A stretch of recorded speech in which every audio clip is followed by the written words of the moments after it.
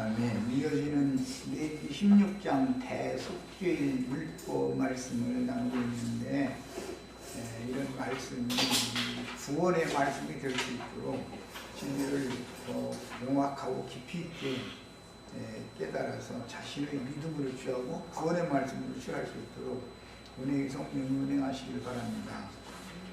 속세의 절기를 만나서 마음들이 분유하고 나눠지지 않도록 형제자매님들의 심령과 마음을 온전히 말씀에 붙들어 주시고 붙잡아 주시길 주의 이름으로 기도합니다. 아멘. 아멘. 오늘은 이제 레위기 16장 1절에서 22절까지 형제님들이 한 절 읽고 자매님들이 한 절 읽고 교독해서 중심을 집중해서 읽도록 하겠습니다. 자, 읽습니다. 아론의 두 아들이 여호와 앞에 나아가다가 죽은 후에 여호와께서 모세에게 말씀하시니라. 여호와께서 모세에게 이르시되 내 형 아론에게 이르라. 성소를 주장한 법궤의 속죄소 앞에 아무데나 들어오지 말라. 그리하여 죽지 않도록 하라. 이는 내가 구름 가운데서 속죄소 위에 나타남이니라. 아론이 성소에 들어오려면 수송아지를 속죄제물로 삼고 수양을 번제물로 삼고 거룩한 세마포 속을 들며 세마포 속가지를 몸에 입고 세마포 띠를 띠며 세마포 바늘 쓸지니 이것들은 거룩한 옷이라. 물로 그의 몸을 씻고 입을 것이며 이스라엘 자손의 회중에게서 속죄 제물로 삼기 위하여 순년소 2마리와 번제물로 삼기 위하여 순양 1마리를 가져갈지니라. 아론은 자기를 위한 속죄제의 수송아지를 드리되 자기와 집안을 위하여 속죄하고 또 그 두 염소를 가지고 회막문 여호와 앞에 두고 두 염소를 위하여 제비뽑되 한 제비는 여호와를 위하고 한 제비는 아사셀을 위하여 가지시며 아론은 여호와를 위하여 제비 뽑은 염소를 속죄제로 드리고 아사셀을 위하여 제비뽑은 염소는 산채로 여호와 앞에 두었다가 그것으로 속죄하고 아사셀을 위하여 광야로 보내지니라.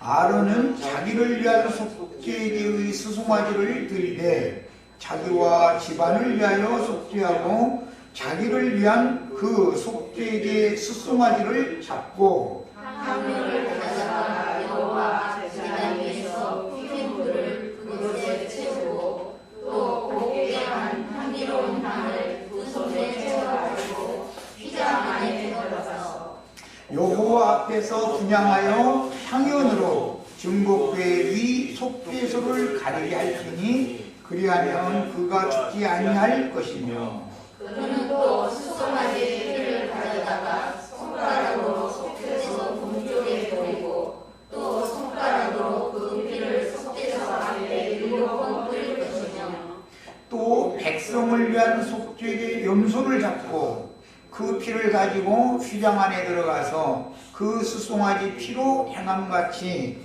그 피로 행하여 속죄소 위와 속죄소 앞에 뿌릴지니 온 이스라엘 자손의 부정과 그들이 범한 모든 죄로 말미암아 지성소를 위하여 속죄하고 또 그들의 부정한 중에 있는 회막을 위하여 그같이 할 것이요 그가 지성소에 속죄하러 들어가서 자기와 그의 집안과 이스라엘 온 회중을 위하여 속죄하고 나오기까지는 누구든지 회막이 있지 못할 것이며 그는 여호와 제단으로 올라가서 그것을 위하여 속죄할지니 곧 그 수송아지 피와 염소의 피를 가져다가 제단 기둥이 뿔들에 바르고 또 손가락으로 그 피를 그 위에 7번 뿌려 이스라엘 자손의 부정에서 제단을 성결하게 할 것이요 그 지성소와 회막과 제단을 위하여 속죄하기를 마친 후에 사람이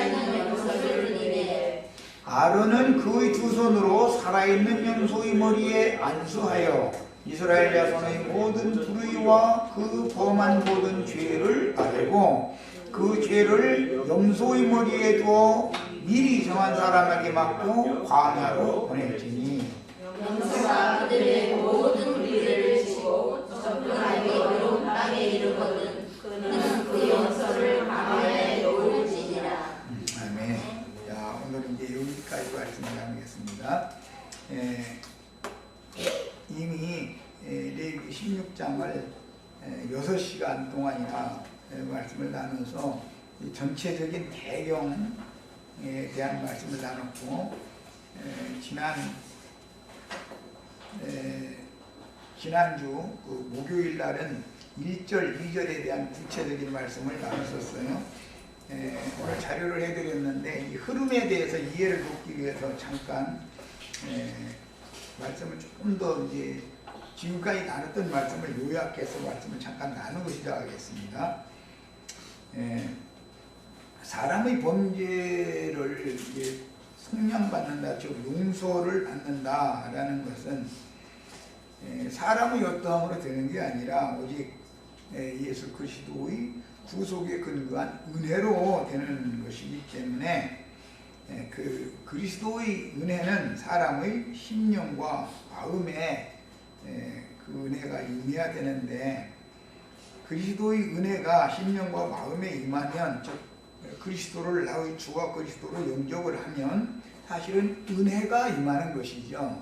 그렇게 되면 사람의 심령과 마음을 성령께서 지도해 주시고 깨닫게 해 주시고 책망해 주시고 세 가지 일을 하는 거예요. 첫째는 가르쳐 주시는 것이죠. 성령이 임하면 이제 가르쳐 주시면 영의 빛이 임하기 때문에 우주의 주인인 하나님은 누구인가, 그 다음에 그분의 창조 세계인 우주라고 하는 것은 무엇인가, 그 우주 가운데 있는 나는 누구이며 무엇인가, 이것이 깨달아져야 그 다음에 이제 이 진리가 믿어지는 것이죠. 이 일은 다 은혜의 성령이 오셔야 되는 것이다. 사람이 어떤 인위적으로 아무리 세상에 학문을 많이 한 사람도 이 성경이 말하는 진리의 세계에 내가 돌아가서 진리의 하나님 앞에서 영생하는 그 구원의 도에 대해서는 관심이 없죠. 세상 나라에 뭐 공부를 많이 한 박사님들이라고 해서 이 진리를 아는 것은 아니니까 세상사에 대해서만 알고 있을 뿐이지. 그래서 그들의, 그러면 그렇게 머리도 좋고 지식도 많은데 왜 우주의 조물주이신 하나님에 대해 아는 것이 그렇게 없고, 그분이 창조하신 우주, 만물과 만상과 만사들이 왜 이렇게 그 자리에 그런 만유가 있어야 되며, 사시가 왜 돌아가야 되며, 날짜가 왜 지나가야 되며, 이런 거에 대해서 깨달음이 없는 거예요. 나는 이제 그 다음에 세 번째는, 나는 육신적으로 보면 아버지의 허리에 있다가 어머니의 모태로 옮겨져서 하나님의 그 생명의 주인이 나를 세상에 보내시기 위하여 그런 과정을 거쳐서 내가 세상에 왔는데, 그러면 나라는 존재는 어디로부터 무엇 때문에 어디로 보냄을 받아서 무엇 때문에 사는가, 이런 것에 대해서는 생각을 안 해본다는 것이죠.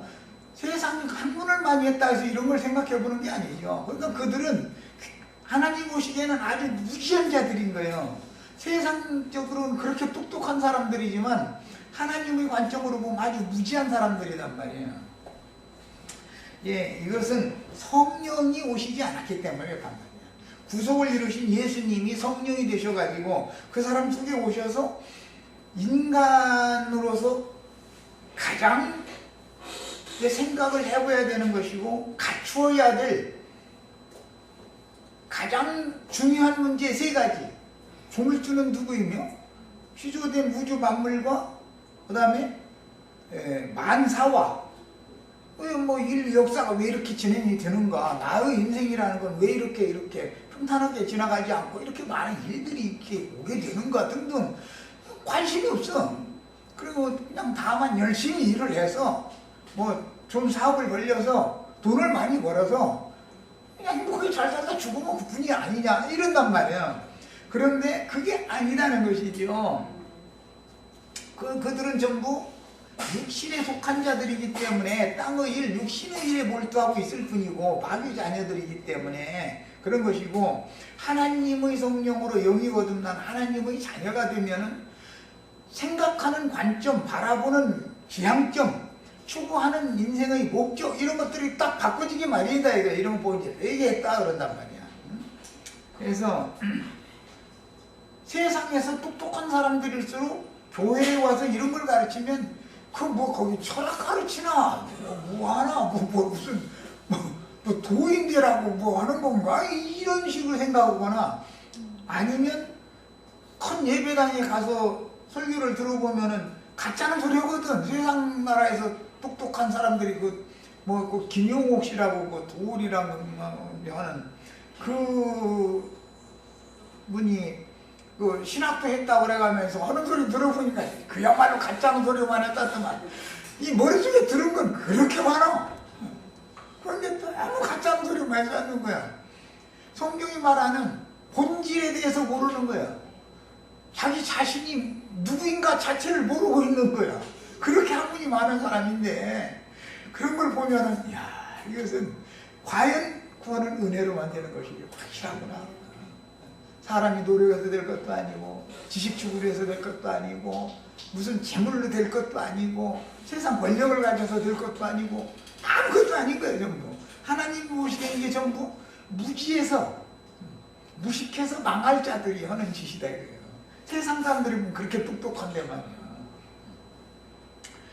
그래서 은혜로 구원을 얻은 사람들이라야 영의 빛을 비춰서 지도해 주시고, 내 인생길을 그 다음에 깨닫게 해주셔서 믿어지게 해주시고, 그 다음에는 인생을 잘못 살아온 과거에 대해서 깨달았으면 책망이 있어야 된다. 하나님, 주의 성령은 반드시 책망을 하게 마련해요. 신앙생활을 하는 가운데 믿은 날 이후로도 허탄한 생각을 하고 허탄한 말을 하고 허탄한 짓을 하면 당연히 책망이 있게 마련이다 이거예요. 이제 교회 생활을 통해서 이 세 가지를 반복하셔서 이제는 영이 구원받은 사람이라도 혼을 온전케 하는 구원 과정에 들어가는데, 이것을 경건 연습이다 그래요. 종교적인 방법으로 하는 건 육체 연습이다 그러죠. 육체 연습. 이제 그게 그야말로 이제 돌을 닦는 사람들이죠. 종교적인 연습을 하는 사람들.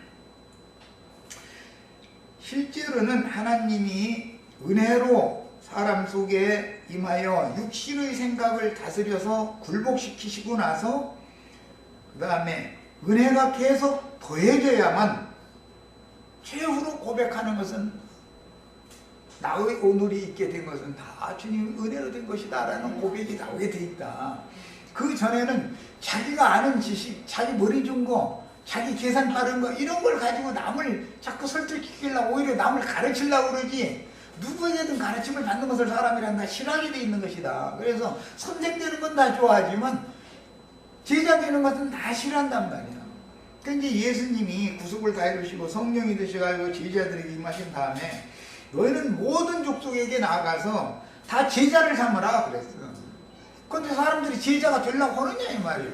그것도 뭐 좀 무슨 박사님들을 보냈어야 되는데, 무슨 갈릴리 바닷가에서 생선 잡아서 생선 잠수해서 뭐 근근히 먹고 살던 사람들을 보고 보내고서는 너희가 모든 족속을 다 제자 삼으라 그러니, 저 전라도 말로 얼쳐붙는 소리요. 그거는 얼쳐붙는 소리죠. 누가 제자 되려고 해?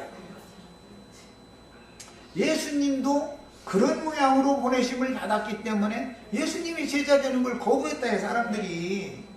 이 일은 매 세대가 똑같이 반복되는 것이다. 이게 참 이게 너무 놀랍죠. 세상 철학이나 세상 지혜나 지식이나 이런 것들은 전부 바울 사도가 볼 때는 다 배설물이고 그게 다 쓰레기로 이렇게 배설해야 되는 것인데, 그 사람들 속에는 창자 속에 그것이 가득 들어있어가지고 더 빈증 걸려가지고 아무리 화장실에 가서 오래 앉아있어도 안 나와. 그러니까 금방 죽는 거예요. 배 터져서. 그래서 그걸 가려주다가 배 터져 죽었더니 청자가 다 흘러나와가지고 모든 사람들이 모였다는 거 아니에요. 뭐예요? 그 속에는 타락한 육체의 욕심만 가득하더라는 거잖아. 그가 섬기는 신은 참 하나님이 아니고 이 세상 신 마귀였다는 것이 딱 증명됐다고 말이잖아. 그러면 세상에 사는데 그럼 세상 주구를 내야 되지. 그러면 돈도 안 벌고 날마다 말이요. 지금 명절날인데 말이요. 명절날 그 이튿날 내일까지 계속 이러고 모여서 말씀만 나눈다고 뭐 예수가 밥 먹여주느냐고 말이야. 아니 예수가 밥 먹이지 누가 밥 먹여. 사람들은 자기가 이게 두뇌가 좋아서 뭔 사업을 일으켜서 막 해서 돈 벌어서 자기 밥 먹었다고 생각한다 이거예요. 만물과 만사와 모든 일들의 주관자가 하나님이다. 나의 주인이 하나님이다는 인식이 없는 거예요. 하나님께서 한때는 돈이 잘 벌게 만들어줬는데 그때 뭔 짓을 했는지 생각해봐. 삼룡의 전성시대, 영자의 전성시대는 하나님이 하지 말라는 짓만 했지 하라는 짓은 잘 안 해. 다 그렇게 돼 있어. 사람은 속지만 하나님은 절대 못 속이는 것이거든. 잘 되게 해주면 엉뚱한 데로 제 길로 가고, 그 다음에 이제 도저히 안 되겠다 싶어가지고 나는 너를 그런 짓을 하라고 세상에 보낸 게 아니다 해서 때가 되면 이제 너는 내게 돌아와라 하려면 하나씩 거두어야 되잖아. 줬던 것을 거두가면은 이제 나 죽는다고 난리가 나는 거야. 살리려고 그러는데 지금 하나님 올 때는 그걸 잔뜩 지어놓고 나면은 가지 말라는데 듣지 말라는 거 보지 말라는 거 그것만 다 아주 습관적으로 해가고 나중에 양심의 가책이 나중에 점점 없어지다가 죄 없는 놈 있으면 나와보라 그래. 야 이렇게까지 나가버려. 이런 사람을 우주의 주인은 누구인가를 가르쳐야 되고 우주 만물이라는 것이 왜 창조되었으며 나라는 존재는 우주 가운데 이 만물이 그렇게 많은데 사람만 봐도 사람이 수도 없이 많은데 나라는 존재는 왜 그런 부모님을 통해서 이 시대에 이렇게 태어났어야 되며 그런 과정을 거쳐서 자라야 됐으며 그렇게 인생을 살다가 누구를 만나 결혼해서 어떤 자식을 낳아야 되고 내가 그렇게 하고 싶어서 한 사람 있으면 손 들어봐. 그냥 어떻게 살다 보니까 그렇게 된 거야. 그러니까 내가 한 게 아니잖아 그게. 그런데 무슨 내 주먹을 믿으라요. 내 뒤에 생명의 주인 만유의 주제자가 계셔서 그분의 목적을 위해서 그렇게 인류 역사를 진행했고 나의 인생을 그렇게 지도를 해오셨지. 그러다가 이제 너는 더 이상 풀어놔서는 안 되겠다 싶으니까 이제는 너는 내 앞에 돌아와야지. 그렇지 않고 너를 그냥 놔두면 너는 망하니까 네 영혼이 망하니까 안 되겠다 싶으면 거둬가는 거예요. 이제 너 갖고 잘 놀아봤잖아. 이제 그만해. 이제 그러는 거예요. 그러면 이 사람들은 묻히려고 그러지 않거든. 그런데 하나님은 다 거둬가는 방법이 있어. 주신 분도 그래서 욥이 그랬잖아. 주신 이도 여호와여 가져가신 이도 여호와여. 참 말은 바른 말이야.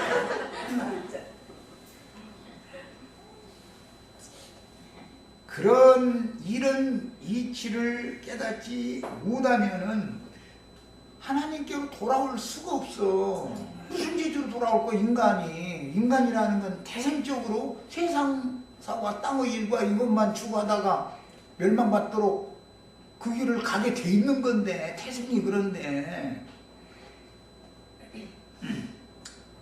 구약시대에는 제사장들이 의문의 율법 말씀으로 그 백성을 간섭하고 꾸짖었어요. 그것이 구약시대의 특징이에요. 그런데 신약성경에 의하면 남의 믿음을 우리는 누구의 믿음을 주관하려 하지 않는다. 믿음은 각자의 은혜에 속한 문제지 내가 막 윤자매님 보고 김영재님 보고 믿으세요 믿습니까? 헌당해서 믿어지는 건 아니잖아. 그냥 나는 그냥 말씀을 전할 뿐이고 그때 영의 빛이 임해가지고 믿어지게 만드는 분은 성령이 오셔서 해야 되는 일이지, 밑에서 해온다고 해서 믿습니다 해서 그거는 그게 뭐예요? 다른 믿음이다 이거예요. 거짓 믿음이다 이거예요. 그리고 베드로전서 4장 15절에 보면 살인이나 뭐 간음이나 뭐 이런 거 남의 죄에 간섭하지 말아라 그랬어.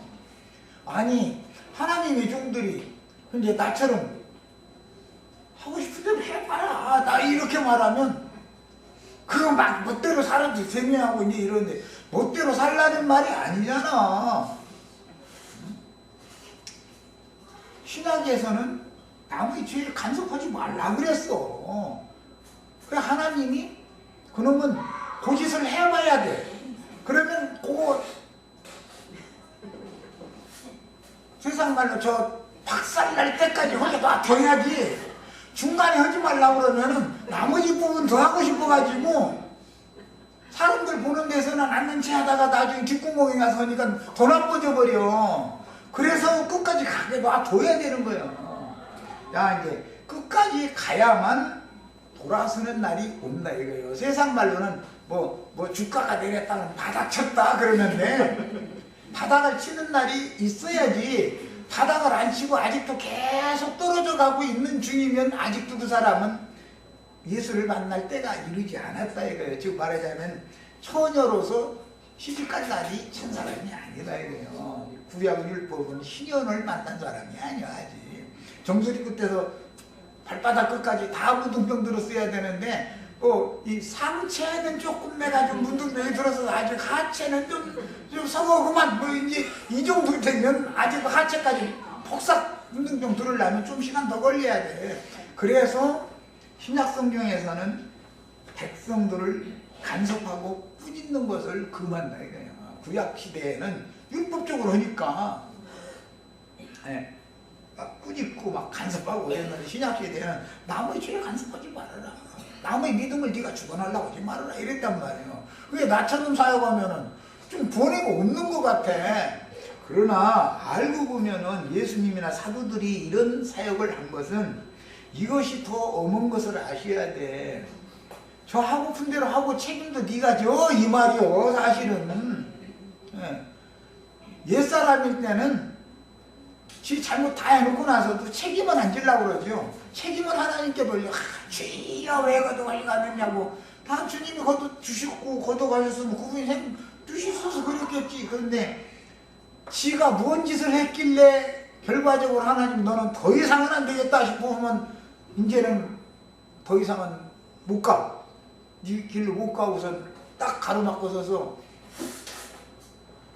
앞을 막으면 사람은 옆을 바라보게 돼 있거든. 옆을 보면 빠져나갈 구멍이 좀 있으면 거기로 이렇게 새 나가거든. 그런데 새서 이렇게 해서 삐뚤삐뚤 가면은 저 가고 싶은 만큼 가게 놔뒀다가 어느 딱 협착한 곳에 딱 만나면 그 앞에 딱 너 이 길로 올 줄 알았어 이놈아. 그러고서는 딱 기다리고 있다가선 딱 잡아다가서는 돌아가. 그러면 꼼짝 못해. 돌아가게 돼 있어.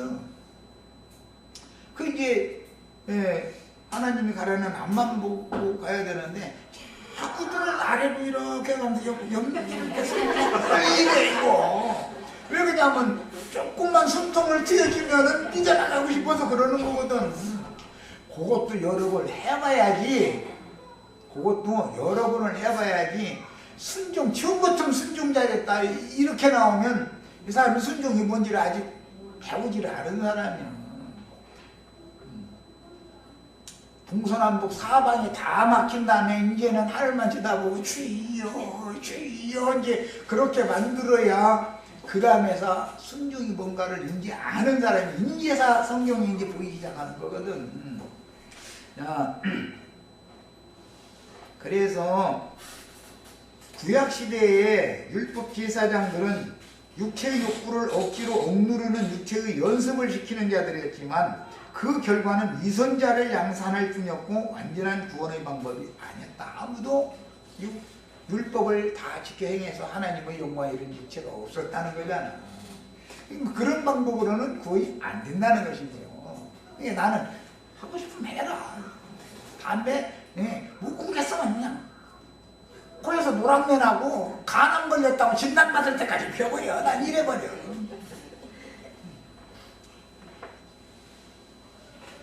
정결한 처녀라도 때가 돼서 사람을 만나서 혼인을 하게 되는 것이지, 부모가 너는 언제 시집 갈래? 그런다고 해서 시집 가는 게 아니에요. 이게 다 세상 말로 연이 맞아야 되고 때가 차야 되는 일이요. 이게 부모가 막 부대끼리 한다 해가지고 애가 30이 넘었는데 시집 갈 생각도 안 해. 그러면 부모님들은 답답하지만 걔도 속으로야 답답하지. 그런데 사람이 지 눈에 띄는 사람이 없는데 어떻게 할 거예요 그걸.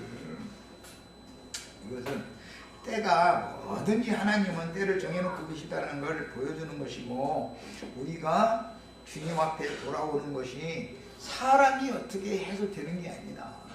그 사람은 그곳으로 가서 그 지경에 이르러서 때가 딱 차야만 돌아서게 돼 있는 것이다 이거예요. 그래서 이제 희년율법이라는 것이 생기는데, 이것은 처녀가 시집갈 때가 찼다 그 말이에요. 자, 이런 예표는 욥기에서 욥과 그의 세 친구들의 대화로 너무도 정확하게 설명이 되는데, 율법적인 방법으로 남을 꾸짖고 책망하고 한다고 해서 사람이 구원받는 건 아니다. 욥의 세 친구를 보내가지고 욥의 재산도 걷어가고 자식들도 다 뺏어가 버리고 그렇게까지 했는데도 사람이 얼마나 강하고 아는 지식이 많은지 뻗거지들 안 해. 그러니까 이제 세 친구들 보내가지고, 야, 하나님이 그렇게 좋으신 하나님이고 그런 하나님인데, 야, 너한테 왜 재산 다 뺏어가고 자식들까지 다 뺏어가고 막 그런 거 그랬다고 생각해. 너 제발 좀 회개하고 돌이켜. 여호와께로 돌이켜. 그랬으니까 욥은 이론이 더 그럴싸해. 너희가 지금 하나님을 오해하고 있다 이거야. 내가 아는 하나님 이런 하나님이다 이거 하면서 그냥 말이 얼마나 좋은지 몰라줘. 아무리 욥을 말씀으로 꾸짖고 책망했으나 욥은 오히려 친구들의 정죄하는 말들을 대적하고 대들었으며 자신의 이론으로 친구들의 입을 막아버렸다고요. 세상적으로 지식이 많아야 되고 성경 지식이라도 이게 객관적으로 많으면은 이게 구원받기 그만큼 어렵다는 것이죠. 사람이 완악해지기 때문에. 그 다음에 나중에 엘리후와 하나님 자신의 말씀이 그 내면에 빛을 비추어 주실 때 비로소 엎드리면서 무지한 말로 하나님의 이치를 가리는 자가 누구겠습니까? 그 이치라고 그랬는데 진리라고 해요. 하나님의 진리를 무지한 말로 가리는 자가 자신했다는 걸 깨달았다. 사실은 무슨 세상에 아까 이제 김용욱 씨라고 예를 들었지만 그런 분처럼 지식이나 세상 지식이라도 많으면, 근데 그것도 아니고 머릿속에 들어있는 것도 없으면서 죽어봤어? 하나님 있으면 내놔봐. 이랬었고 그러면 정말 참 막 나가는 사람이죠. 세상 말로. 정말 힘들죠. 그런 사람 만나면. 그게 무슨 소리요? 무지한 말로 이치를 가리는 쓸데없는 소리다 이거요. 차라리 가만히 있든지 하나님을 그렇게 모욕하는 그런 말을 함부로 하지 말고.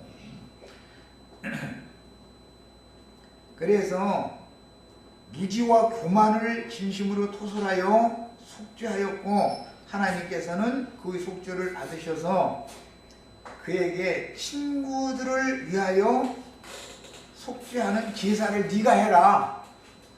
사실은 친구들도 남을 정죄하고 남에게 대해서 꾸짖고 하는 말은 잘했지만 그들도 아직 구원을 못 받은 사람들이었다는 거 아니야.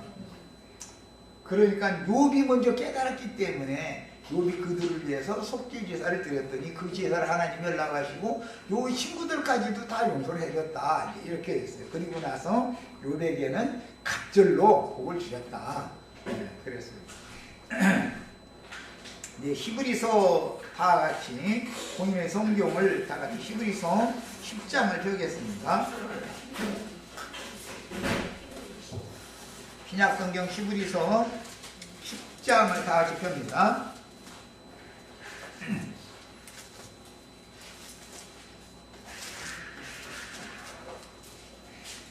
11절부터 22절까지를 쭉 읽겠습니다. 11절부터 봅니다. 제사장마다 매일 서서 섬기며 자주 같은 제사를 드릴 때 이 제사는 언제나 죄를 없게 하지 못하더니와 오직 그리스도는 죄를 위하여, 여기 그냥 죄를 위하여 그러면 이상하니까 죄를 심판하기 위하여, 거기다 이게 각자의 성경에다가 토를 달아놓으세요. 죄를 위하여 그러니까는 뭐 죄를 더 지라고 그런 말로 돼 있지만 사실은 그렇게 하는 면이 있어요. 율법이라는 건 죄를 더 범하게 하려고 준 거니까. 그러나 사실은 그걸 통해서 내가 어떤 죄인인가를 깨닫고 회개하고 돌이키면 그 사람의 모든 그 범죄들을 심판해 버려야만 구원을 할 수 있으니까 그 얘기란 말이야. 죄를 위하여라는 것은 예수님이 죽임당하신 것은 죄를 심판하는 것이란 말이에요. 그것이 그 말이야. 자, 한 영원한 제사를 드리시고 하나님 우편에 앉으사, 하나님 우편이라고 한 말은 하나님의 신성에 참여했다. 창세 전부터 아버지와 함께 가졌던 그 영화를 다시 취하셨다. 지금 그 말이에요. 언제나 우편이라는 건 영편이고 좌편 하면 육편인 거예요. 인용을 할 때는 그런 개념을 이해하시면 돼요. 육신 입고 세상에 오셨을 때는 좌편 염소로 왔죠. 그러니까 이제 구속을 지은 다음에 영으로 다시 승천을 하셨을 때는 우편에 앉은 것을 이렇게 상징한 거예요. 살려주는 영이 되셨다. 신성에 참여했다. 그 말이에요. 우편에 앉으사 그 후에 자기 원수들을 자기 발등상이 되게 할 때까지 기다리시나니, 예수님의 원수는 여자의 원수지요. 여자의 원수는, 예수님의 원수는 우리 형제 자매님들의 원수예요. 그래서 주님께서 구속을 이루신 다음에 승천하셔서 지성소의 그 은혜의 보좌, 영광의 보좌에 올라가셔서 좌정하신 다음에 만물이 다 그분이 발 앞에 복종할 때를 기다리는 건데, 이제 문자상으로 지금 그 말인데, 이것은 실제로는 교회 중에 이기는 자들이 충만한 수가 나타나서 사탄을 너의 발 아래 속히 상하게 하시리라. 뱀의 머리를 예수님이 깬 것은 실제로는 우리 형제 자매님들이 사탄의 머리를 깨야 된다 이 말이야. 이것은 각자 자신의 이 머리를, 혼을 깨버려야 된다 이거예요. 그래, 이 머리가 깨져야 여기에 주님이 오실 수 있기 때문에 이제 이건 상징이다. 그래서 이것은 이제 영적 할례를 상징하는 것으로서 육적 자아가 파쇄되어야 된다 이 말이에요. 그 다음에 이제 그런 경우를 혼기가 찬 처녀가 남편에게 시집을 가면 남편과 이제 하룻밤을 지내는 그때 이제 그 마음에 영적인 할례를 갖는 거예요. 피 흘린 남편을 이제 만나게 되는 거예요. 그게 다 이제 상징이에요. 그 후에 자기 원수들을 자기 발등상이 되게 하실 때까지 기다리시나니 그가 거룩하게 된 자들을 한 번의 제사로, 예수님은 제사를 딱 한 번만 하면 모든 제사가 다 완성된다 그 말이죠. 영원히 온전하게 하셨느니라. 이 사실이 믿어져야 되는 거예요. 단번 속죄라고 그래요. 또한 성령이 우리에게 증언하시되 주께서 이르시되 그날 후로는 주님께서 이 제사를 단번에 제사를 완성하신 후로는 그 말이요, 그들과 맺을 언약이 이것이라. 그들과라는 것은 믿은 사람들과죠. 이제 하시고 내 법을 그들의 마음에 두고 그들의 생각에 기록하리라. 그러려면 마음에 할례를 먼저 행한, 할례 받은 마음에나 이 새 법을 기록해 줄 수가 있다. 그 말이에요. 남편과 아내가 생명의 연합을 맺어야 뭐 씨를 심든 뭐 믿어지게를 하든 뭐 이제 그럴 수가 있으니까 지금 하는 말이에요. 하신 후에 또 그들의 죄와 그들의 불법을 내가 다시 기억하지 아니하리라. 과거에 이 처녀가 뭔 짓을 했는지에 대해서 꼬치꼬치 물으면 예수님 장가갈 사람이 있어요, 없어요, 이 세상에? 하나도 없죠? 그러니까 그냥 일단 첫날 밤 자고 나면 과거에 대해서는 이제 나 잊어버릴 테니까 너 내 아내니까 그냥 나만 믿고 살아, 이제 이런다 그 말이에요. 말하자면 장가 들고 나서 그 이튿날 너 초녀 때 뭐였지 물어보면은 결혼인 생활이 돼요, 안 돼요? 안 되죠? 네. 그래서 이제 세댁도 마찬가지로 상대성이 있으니까 세댁도 뭐 예수님이야 뭐 과거에 뭐 흠이 없는 분이었으니까 얘기할까지 없지만은 세상의 이치로 한다면 세댁이 돼서 첫날 밤을 자고 났으면 그 이튿날부터 당신은 알고 보니까 내 친구 걔하고 그때 이상한 것 같았는데 한번 얘기해봐. 그런 얘기 할 필요가 있어요, 없어요? 그걸 얘기할 필요가 없죠. 그럴 바에는 결혼을 말든지. 그렇잖아요. 결혼을 다시 깨자는 얘기인데 그게. 자, 그래서 지나간 때의 모든 범죄 사실들에 대해서는 다시 기억을 하지 않는 조건이다. 이게 우리의 구원이라는 게 이런 조건이다. 너 옛날에 뭐 죄가 없었었다 그게 아니고 예수님은 그런 사람만 기다렸다가 그냥 장가 죽어도 예수님 죽을 일도 없지만 영원히 못 가는 거죠, 이게. 그래서 아주 갈 때까지 간 사람들만 장가를 드시는 게 이게 비밀이다 이거예요. 갈 때까지 간 사람들이야 돼. 그래서 기왕이면 좀 덜한 사람한테 가면 더 좋을 것 같은데 그 사람은 나중에 가서 딴소리 해버려. 문둥병이 말이야. 부분적으로만 문둥병 걸렸으면 나머지 부분은 잘 깨끗하다 생각하면은 이 사람은 결혼식 다 해놓고 나서 나중에 딴소리를 하면 결혼식 안 되게 해놔두고 그런 것 보고 은혜로 시작했다가 육체로 마친다. 믿음으로 시작했다가 율법으로 다시 돌아간다. 그런단 말이야. 그렇게 할 바에는 결혼을 안 하는 게 낫죠. 그래서 이제 이것들을 사하셨은즉 다시 죄를 위하여 제사를 또 드릴 필요는 없다. 지난 죄를 위하여는 또 제사할 필요가 없다. 이제 문제는 앞으로 죄를 또 범하게 될 때는 어떻게 할 거냐 이거예요. 그때는 예수의 피를 힘입고 담대히 또 은혜의 보좌 앞에 또 나가야 되는 거예요. 지금부터는 속죄 제사가 아니라 속건 제사를 이제 적용하는 거예요. 지금부터는 이렇게 하는 거예요. 그러므로 형제들아 우리가 예수의 피를 힘입어 성소에 들어갈 담력을 얻었나니. 왜 그랬어요? 지난 과거에 내가 어떤 사람이었든지 간에 내가 복음을 믿음과 한 가지를 통해서 예수님과 첫날 밤을 지냈으니까 그렇게 됐으면은 예수님 지난 죄에 대해서는 그날 후로는 그들과 맺을 언약이 내 법을 그들이 마음에 두어 생각에 기록하리라고 그들의 죄와 그들의 불법을 내가 다시는 기억하지 않겠다라는 맹세의 약속을 서로가 확신적으로 받았으니까 그건 이제 피남편, 피 흘린 남편이라는 이제 영적 할례를 받은 거예요. 이게 이렇게 됐으면 그 다음에는 예수의 피를 힘입어서 성소에 들어갈 담력이 생긴다. 이건 다 믿음의 문제죠. 그러니까 그 길은 우리를 위하여 휘장 가운데로 열어놓으신 새로운 살 길이요. 지난번에는 새롭고 산 길이요 그랬는데 새로운 살 길이요.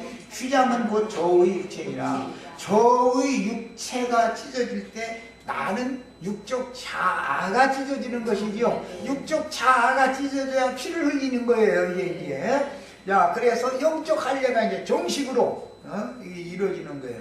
그러니까 하나님은 육신적으로 세상에서 세상신 마귀가 와서 더럽힌 것을 보는 것이 아니고 회개하고 돌이키면 저 태를 먼저 고쳐놓는 거예요. 이제 엉뚱한 놈이 와서 다 망가뜨려 놨으니까 태를 고쳐주고 나서 그 다음에 회개한 사람을 정결한 처녀로 본다 이거예요.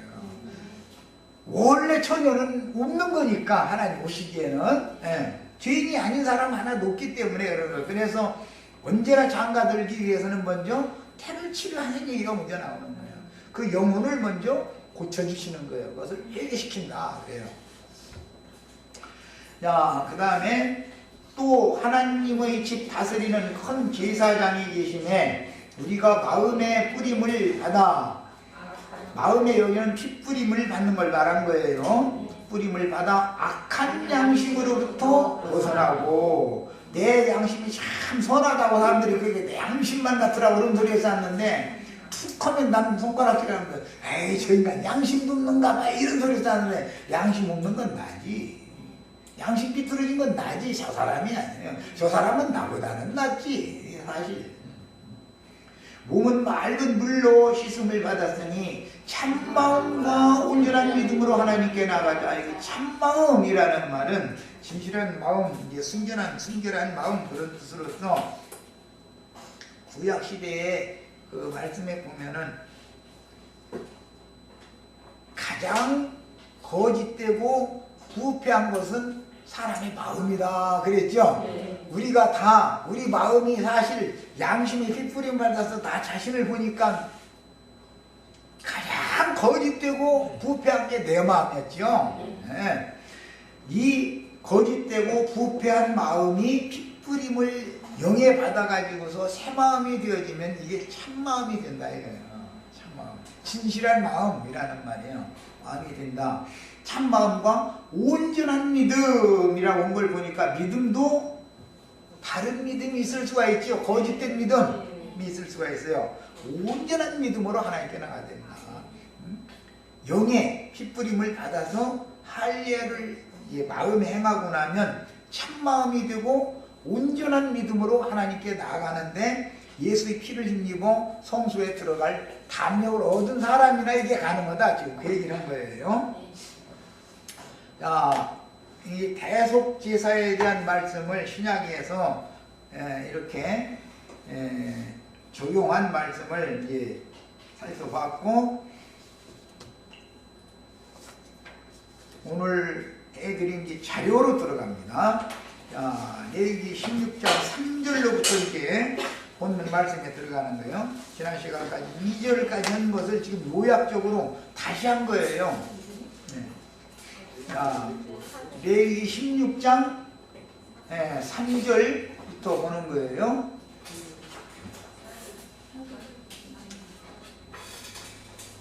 자, 아론이 성소에 들어오려면 스송아지를 속죄제물로 삼고 수양을 번제물로 삼고, 이 두 가지 제물이 필요하죠. 하나는 속죄제물인데 뭘 한다고요? 숫소로 숫소로 속죄제물을 삼는 거예요. 그 다음에는 수양이 필요한데 수양은 번제물로 삼는 거예요. 속죄제의 숫송아지는 제단의 번제단의 북편에서 죽여가지고 피만 받는 거예요.